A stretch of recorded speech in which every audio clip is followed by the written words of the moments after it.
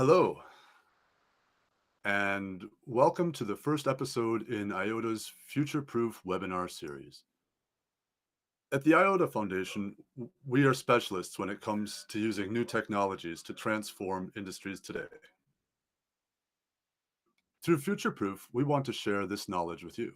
We're hoping that this will inspire new ideas and help you to understand how the Internet of Things and distributed ledger technologies can enable new business. At the end of each webinar, there will be a short section where our experts will answer your questions from the chat. I'm your host, Daniel Thompson-Ivoto from the Engineering Department at IOTA, and I'm happy to introduce you to Dominik Schiener. He's a co-founder of IOTA and has been deeply involved in distributed ledger technologies since 2012. His focus is to drive the real-world adoption of IOTA. So, without further ado, I'm going to pass the mic and the screen over to Dominik. Thank you for the introduction, Daniel. As was already mentioned, my name is Dominik Schiener. I'm one of the co-founders of IOTA, and today I will answer the question of why. With every introduction of a new technology, we always ask ourselves, why is this technology needed and what problem does it solve? Especially with distributed ledgers and cryptocurrencies, this question becomes even more important because, for one, they're very novel new technologies, and they're also introducing very novel new socioeconomic principles. And as such, this question becomes even more important for us to answer correctly. Especially with IOTA, our big focus is on combining the physical with the digital layer, combining the Internet of Things with the distributed ledger like the IOTA technology. So let's start with why we need IOTA for the Internet of Things. The Internet of Things is probably one of the most fast to be adopted technologies out there. We can see this in particular with the kitchen that we have in our household. Think about your kitchen 5 or 10 years ago. Every device in your kitchen was not connected. It was not able to collect and transmit data, and it definitely was not connected to the internet. And now look at the kitchen today, where we have all of those different gadgets and IoT devices that are really making our lives easier by automating those mundane processes and by enhancing our experience within the kitchen. An example is like our smart Samsung fridge, where we can see the fill status of certain items. And when we go shopping, we can really know what to buy and what not to buy. Or we have a smart thermostat that can automatically adapt itself to the environment and change the temperature as needed. Or we have our Alexa smart home device that really helps us to automate these processes while cooking and just controlling our entire household via voice assistant. And everything is sort of interconnected via if this then that or similar protocols. But a big problem that we have with IoT today is that we have introduced these technologies at the cost of privacy and at the cost of security. Especially when it comes to privacy, and with the introduction of GDPR, we have become more aware that data is really one of the most important resources that are out there. And it is also one of the most valuable resources that are out there that we really need to protect. And when it comes to security, especially in IoT, this is a much, much bigger problem. Think about all of those billion-dollar companies that are out there that have huge budgets for IT, but are still prone to hacks. And we've seen this over the last few years, where some of our mission-critical infrastructure and some of the most important companies in the world were hacked and actually had serious economic problems coming from those hacks. An example is what happened with Maersk and their cyber attack, where they lost track of all their containers, or of our power grid, which is susceptible to attackers and can be taken down. Or even things like ski lifts, where hackers were able to take over the control system and hurt people seriously. The story behind all of this is that this is really just the start of cyber attacks and cyber warfare. A very scary future is really when the machines start turning against us. We have introduced all of these connected and smart, supposedly smart IoT devices, and we have a big problem, because what if those IoT devices are not doing what they're supposed to be doing? What if they actually turn against us and actually attack us? An example here is what happens when we have, for example, CCTV cameras or thermostats that, instead of doing their very simple purpose, which is to collect the temperature or to record a video, what if they attack the internet and are part of a large DDoS botnet? And this is really the reality that we are in today. And so we need to ask ourselves this question: is like, what is the price that we pay for adopting these IoT devices and for building these IoT systems that are prone to those attacks and that can actually be utilized against us? When it comes to the internet, the price that we paid was our privacy, was our data, and it was our identity. We have all of those large corporates that are actually utilizing our data and are monetizing it in a hugely profitable way. Now, when it comes to IoT, the price that we pay could really be lives, right? Because our mission critical infrastructure, which is really the backbone of everything around us, if it gets hacked or if it gets misused, it can really cost people's lives. And as such, we need to take this a lot more seriously, and we need to think about new ways on how we can improve our IoT systems and how we can improve our infrastructure. The reason why we are in this situation that we're in today is really because we have adopted IoT at the cost of security, and we have built IoT on flawed principles. The bad part about all of our IoT gadgets and devices is that they are not truly fit for the Internet of Things. They're primarily that their smartness comes primarily through the cloud. That means that without the cloud service that connects to the IoT device, the IoT device is no longer smart, right? It can no longer do the things that it's supposed to be doing. And even worse, the IoT device might not even work anymore. And as such, without a cloud, we don't have any smartness in our devices. And because of that, you also do not own your device, because the cloud at the end of the day owns your device. Another big problem that we have is that we've built a lot of our mission critical components on proprietary software, without having the proper vetting process of open source contributions and of open source ecosystems. And all of this combined introduces single point of failures. The problem with IoT is obviously we have millions of devices that use the same firmware, that use the same software and so on, that if there's a vulnerability in one component of the IoT devices, we can really take down an entire network. And that is really not where we want to go. What we want to have is really a resilient and adaptive network that is inherently secure. And that brings us to this point, decentralization. The ultimate goal for all of us is to move towards smart decentralization. What we have today is essentially smart centralization. We have smart devices, but we have a dumb network. The intelligence in the network only comes through the cloud, which is the central component that helps to analyze data and that helps in the decision making for the network of devices. And a big problem that comes from this as well is that we don't have any interoperability. We have one IoT cluster of IoT devices that use one cloud provider, and we have another cluster of IoT devices that uses another cloud provider. And as such, those devices cannot communicate with each other. They cannot benefit from each other. And this is why we need to go towards this smart decentralization, where there's no single point of failure and where there's no cloud which acts as the primary decision-making point, which acts as the primary analytics and computation point.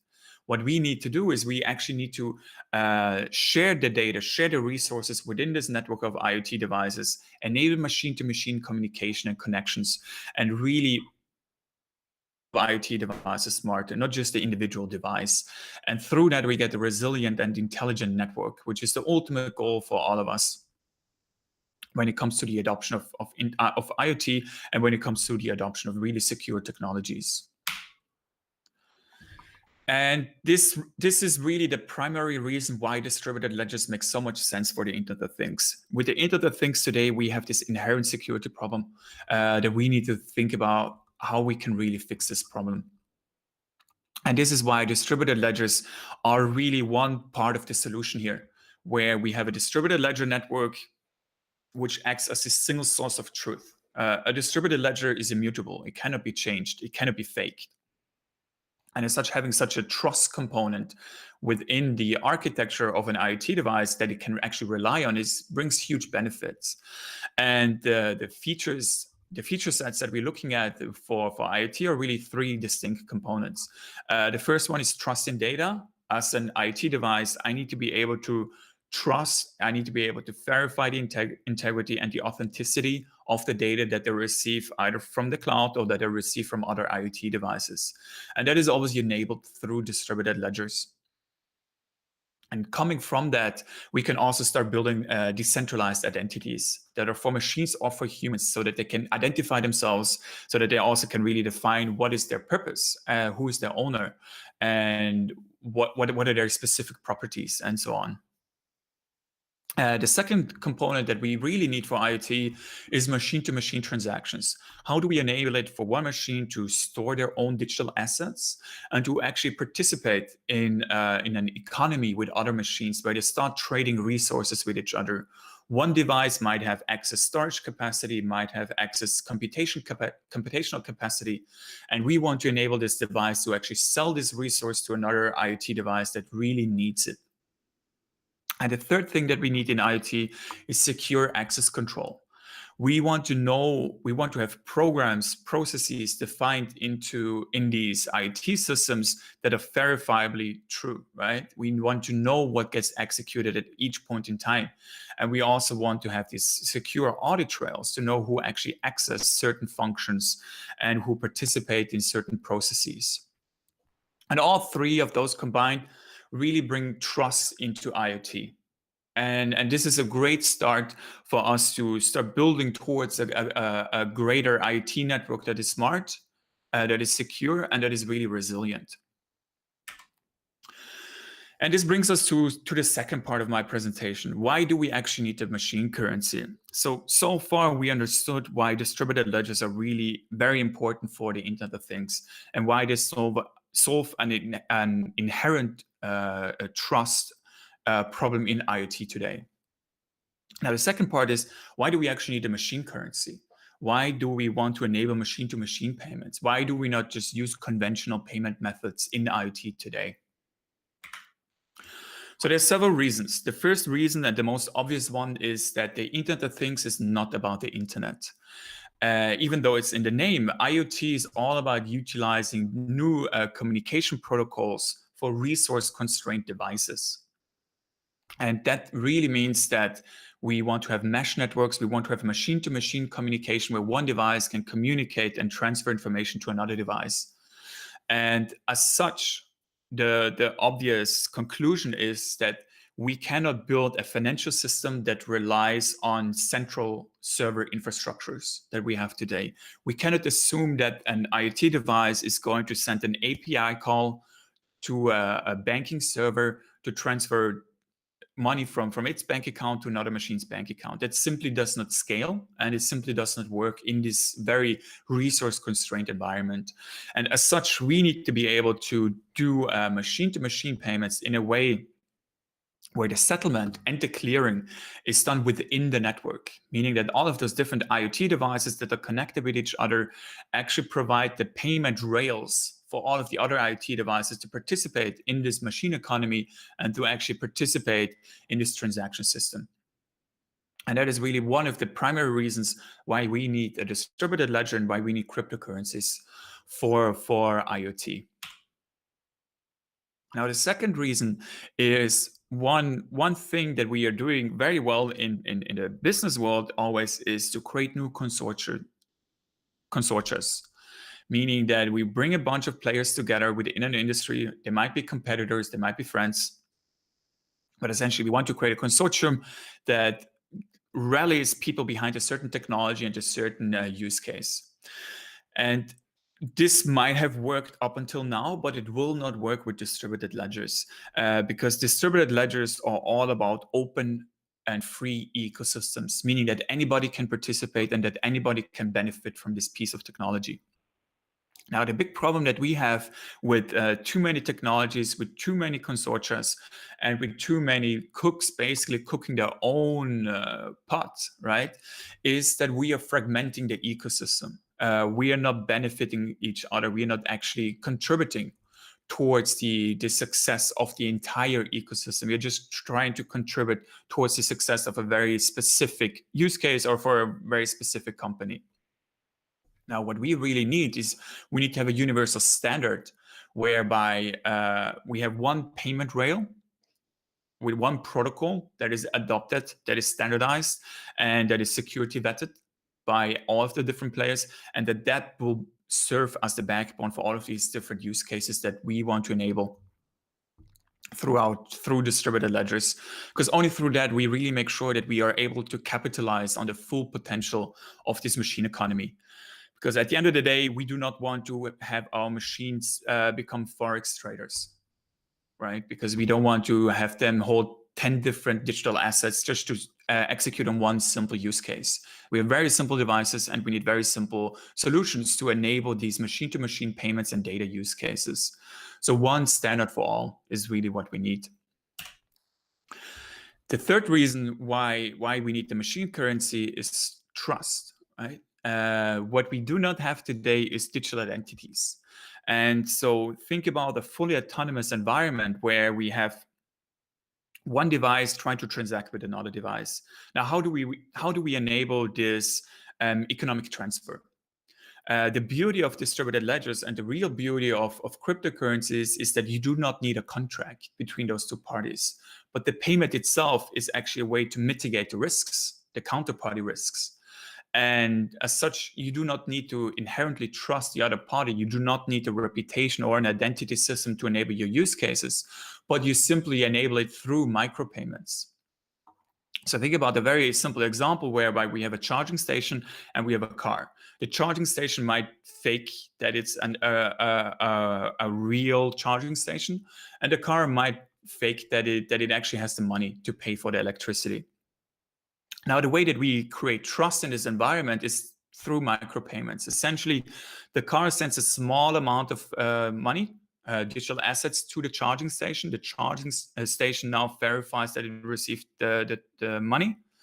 And now the charging station releases a small amount of electricity. And through this, we have this continuous flow of payment and of electricity, and the devices do not need to trust each other. But the use case and the economic transfer itself is enabled through micropayments. And now in the future, when we do have digital identities, this will obviously be further enhanced. And we can really go even deeper into most of these use cases and enable them even better.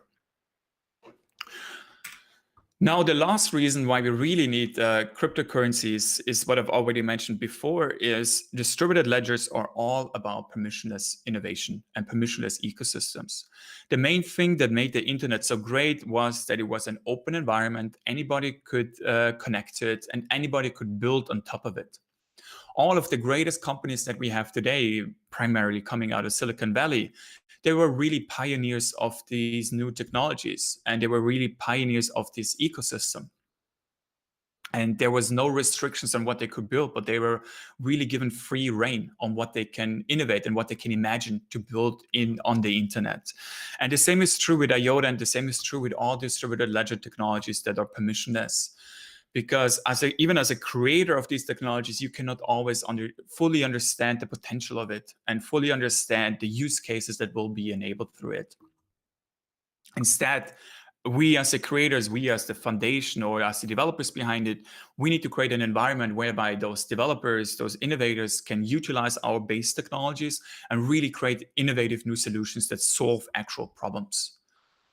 And this is one of the most important aspects of DLT and really of digital assets, that we really need to make sure that this becomes the true ecosystem of the future. Because what distributed ledgers now enable is really, it removes the counterparty risks and it allows us to exchange value, monetary value, freely across the world. And the companies that will be building on top of that will be some of the most successful in the world over the next decades. Now, as my last point, why IOTA? IOTA was created in 2015, and we came into this space knowing that there's a big problem, and the problem is, first of all, with the Internet of Things, where we need a distributed ledger, and for another, there's a problem with blockchain, and that is why we invented this new technology that goes beyond traditional distributed ledgers and hopes to create a technology that is really future-proof, as the title of the webinar is. Our core mission at IOTA is to enable this convergence of physical infrastructure and of digital infrastructure. We essentially enhance the physical infrastructure and make it even more powerful and make it more trustworthy and also make it more democratic. Our mission is to really benefit the society and the economy as a whole through our technology. For one, what we enable is we want to give people their own digital identities. We want to give people the power over their digital assets, meaning money and, more importantly, data. You can decide what happens with your data, and you can also monetize it if you want to. And the same is true with machines. We want to empower machines to collect data and to monetize this data, and to also offer their services within this large machine economy that we're building. And the backbone of all of this is obviously the IOTA technology itself. But for us, the primary focus is really how we can establish this backbone as a global, utilizable digital infrastructure layer. We really see IOTA as this ubiquitous protocol that will be utilized all around the world, and it will really enable all of these novel new use cases. Now, when it comes to the technology, here's a short overview of what it looks like. Our primary focus for this year is really to reach production readiness and make sure that the innovators, startups, and large corporates can utilize our technology and can utilize our building blocks to the full extent, and to really solve problems through the benefits that we offer, like being scalable, having no transaction fees, and also having no large energy requirements as other technologies. There's obviously still a lot of work to do from the foundation side, but we really see IOTA as a unique problem solver for businesses and also for society. And establishing a digital infrastructure layer itself is a huge feat. And we've been working on this since 2015. Here's an overview of what we've already achieved. So far, more than $180 billion was transacted through the IOTA network, which is obviously a big feat on its own, but there's still a lot more to do for us. And I think the most exciting part about the future of IOTA is really once our ecosystem starts becoming even bigger, and we have even more people utilizing our technology, benefiting others with the solutions that they're building, and also really building towards a future-proof society, which is more democratic, which is more fair, and which gives people equal opportunities all around the world. And that is really what we at the IOTA Foundation are focused on. Thank you. I am ready. Thank you, Dominik. Hey, well, thanks, Dom. So there were a few questions that came in. Thanks, everybody. We'll try to answer as many as we can. But I think, maybe the first one that tries to answer some of the questions you asked is, what is IoT for you? What does it mean, Dominik?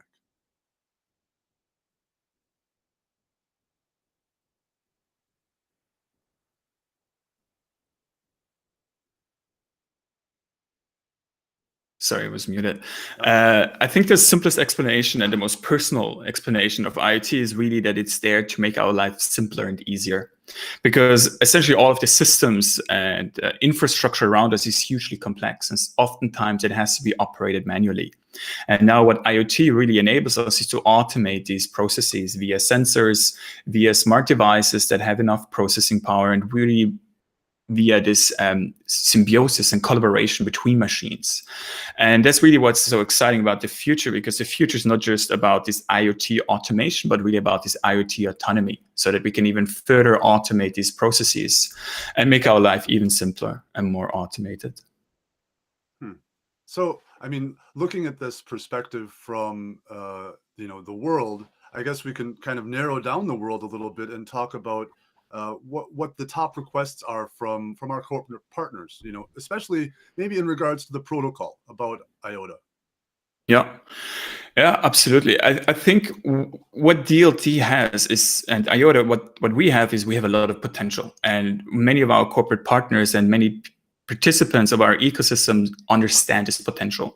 And they understand that this is a very bright future where there's no counterparty risks, where there's data integrity, data authenticity, where we can enable machines to pay each other, no longer based on subscription models, but really pay-per-usage models. And all of our corporate partners and obviously the ecosystem is super excited about this future.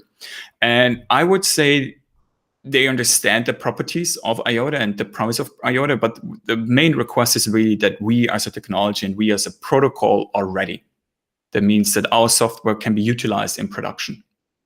And that is really the primary focus of the IOTA Foundation to cross this chasm where today we're still sort of a beta product towards an actual enterprise-ready, production-ready software. And once we cross that, I definitely think that we will bring forward and bring to life this promise of IOTA. So do you think that the smart decentralization of everything is going to be useful here? Are we close to that even? So I definitely think that we are moving towards smart decentralization, and that is really further accelerated and actually empowered by distributed ledgers and by IOTA. We cannot continue on with these systems that we have today, where the cloud is the central component that essentially enables IoT, because that is not the true Internet of Things that we envision. And what we really need to enable is these distributed ledgers, that they are able to run on those devices, that those devices can leverage this network of trust and build their processes and build their applications on top of that. And to the question of how close we are, I think a lot of this really depends on two factors. The first factor is how far along are we with the production readiness of these technologies? And as I mentioned to your previous question, we really need to make sure that IOTA is production ready and that corporate startups and individuals can build applications on top of it. Now, the second factor that we have to take into account here is really what does it take to integrate such a software product and also this network into the existing systems that many of these large corporations have. Because oftentimes they run on older software architectures, they run on very complex processes, and how and where do distributed ledgers make sense there to enable this smart decentralization vision. And I also saw one question that mentioned, like, are devices going to be more expensive?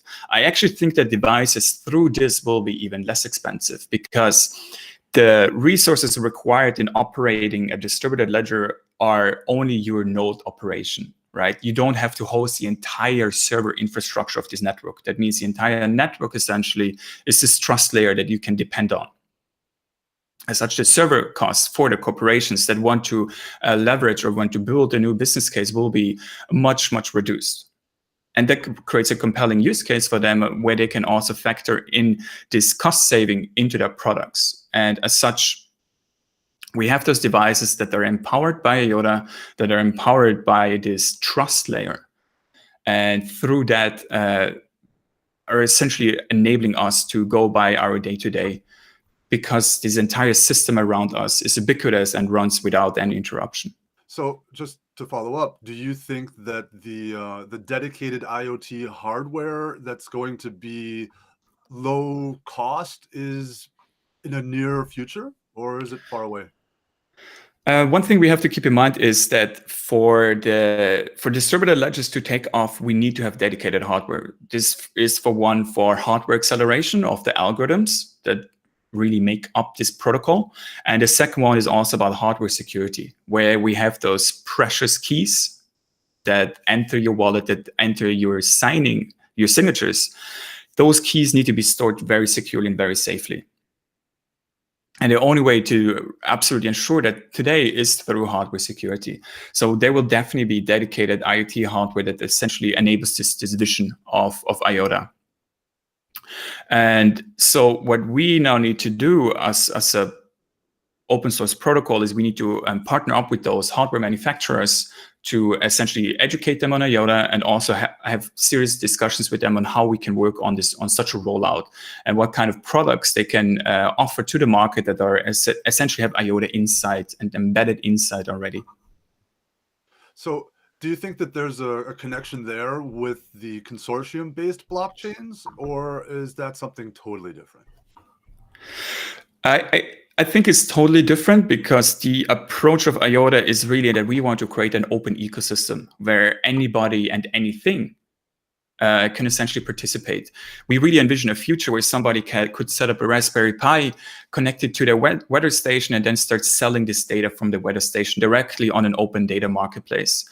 And that is what fundamentally made the internet so great, where you were able to just go on a website and then you can actually build your own website, right? It's really this empowering of people where it's about permissionless innovation. Anybody can create new solutions with the technology that we provide. And now when it comes to permissioned or consortium-based blockchains, I think they're great for initial prototyping, but I don't think that they will ultimately prevail. Because as I mentioned during the presentation, through this approach, we're essentially fragmenting the ecosystem and we are creating new barriers for people to enter and for people to benefit from these technologies. Well, that obviously begs the question then, can't actors still put false data on the Tangle? And how do you trust anybody then? I think it's a really, really important distinction that we can make with this, can't we? Yeah, one of the most important principles in DLT is that it's in blockchain is that it's not a solution to everything. If you just focus on inputting data into the Tangle without validating the data itself, you essentially have this garbage in, garbage out principle. And if you then automate your process based on this data, you're running into some serious trouble. And as such, we need to take a holistic approach here, where a solution like IOTA is part of the solution essentially. But we need to also take care of the hardware. We also need to take care of the data validation and analytics. That is why we as a foundation are very much focused on partnering up with other companies that are really specialists in their field and how we can then combine these different solutions to create this holistic approach towards really real data integrity, data verifiability, and data authenticity. Oh, I mean, that sounds like a lot for people to grasp in the context of a 30-minute webinar, and we are actually a little over time. However, I think there's one last question among the many that came up in this chat, and I wish we had more time, but I think the most important one that we can ask right now, because you are a specialist, Dominik, is, in your opinion, are there any resources like books or academic literature or even videos that you can tell us about so people can learn more about the topic? Yeah, like there's many very exciting books that people could read. Like one of the best examples is The Master Switch, where it essentially talks about how we go from a decentralized system towards a centralized system and how this has been a cycle ever since several hundred years ago. The telephone system is the best example there. And the internet is another good example where we started out with a very decentralized network, but now it's very clustered and very centralized. And I think there's a lot to learn from that. And that is also why I'm not an advocate for these permission / consortium-based networks. But I think it's a very exciting read. And what I can do is maybe in a follow-up email to all the participants that we include a few further readings that go deeper into this. I would be happy to provide that. Cool. Well, thanks to all of you for these really interesting and insightful questions and for attending our first webinar. Sorry for being the bald guy with the low volume mic, but we've got some amazing technical support from the rest of the IOTA team, so I'm not allowed to touch my mic. Anyway, be sure to sign up for next week's session where we're going to be discussing how smart energy can transform city infrastructure. We'll post the sign up link in the description of this video and send it out to you through the email response after this session ends. So if you want to learn more about IOTA, please be sure to reach out to us over any of the channels, and we'll get back to you as soon as we can. So finally, Expand your DLT knowledge with the official learning partner of the IOTA Foundation, the IoT One Academy. And you can get unprecedented access to IOTA onboarding courses for developers and managers in order to quickly gain broad knowledge about IOTA and DLT in general. So you can enjoy amazing learning content co-authored with the IOTA Foundation on training.iota.org. Yeah. Thank you very much.